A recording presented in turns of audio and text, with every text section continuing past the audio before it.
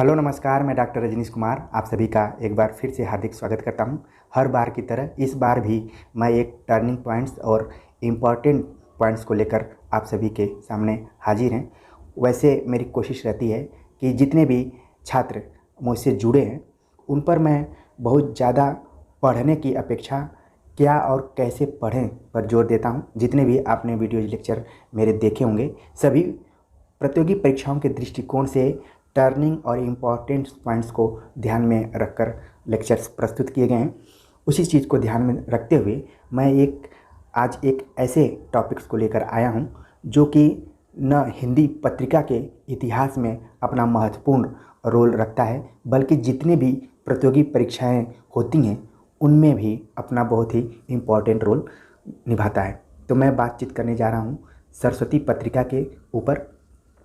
अगर आप प्रतियोगी परीक्षाओं में शामिल होने जा रहे हों, चाहे वो यूजीसी, एनटीए, नेट का एग्ज़ाम हो, लेक्चरशिप का एग्ज़ाम हो या फिर असिस्टेंट प्रोफेसर्स के एग्ज़ाम हो, किसी भी फॉर्मेट में आप एग्ज़ाम देने जा रहे हों और सरस्वती पत्रिका से सवाल न आए ऐसा संभव नहीं है। किसी न किसी रूप में सरस्वती पत्रिका से संबंधित सवाल आते हैं।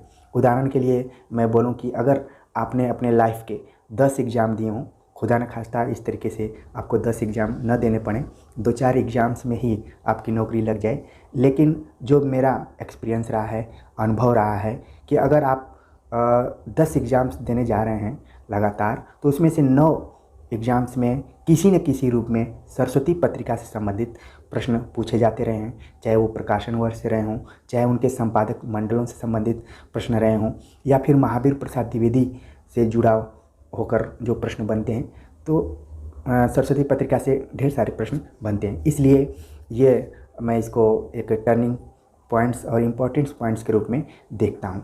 तो आज मैंने एक रिपोर्ट तैयार की है कि अगर सरस्वती पत्रिका से संबंधित किसी भी तरीके के से सवाल पूछा जाए तो आप उस सवाल को सही कर आएँ, चाहे वो संपादन से संबंधित हो, चाहे प्रकाशन से संबंधित हो, या फिर सरस्वती पत्रिका का जो रोल रहा है, चाहे वो निबंध के विकास में रहा हो, कहानी के विकास में रहा हो, या फिर आलोचना के क्षेत्र में उसका क्या रोल रहा है, उसको लेकर हमने एक फैक्चुअल रिपोर्ट तैयार की है और कोशिश की है कि हर एंगल से उसमें सारे तथ्य शामिल रहें। तो आप इस रिपोर्ट को देखिए।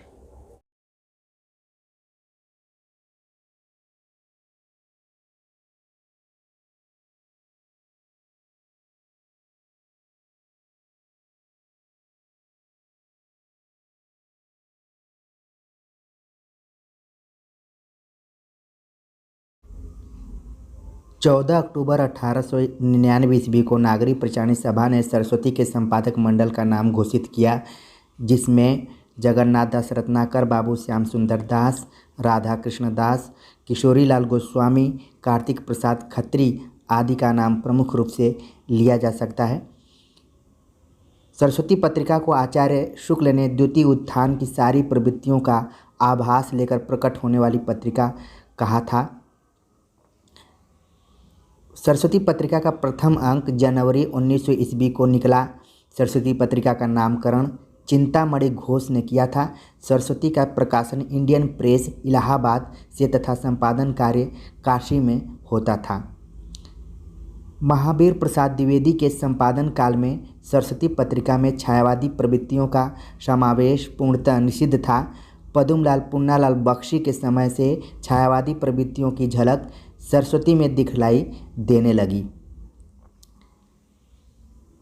श्याम सुंदर दास 1900 से 1902 ईस्वी, महावीर प्रसाद द्विवेदी जनवरी 1903 से दिसंबर 1920 ईस्वी तक, पुन्नालाल बख्शी 1921 से 1925 ईस्वी तक, देवी दत्त शुक्ल 1925 ईस्वी तक इस पत्रिका का संपादन किया। आप देख रहे हैं कि महावीर प्रसाद द्विवेदी का लंबा काल रहा है। हरिकेशव घोष 1926 ईस्वी में इसका प्रकाशन करते हैं।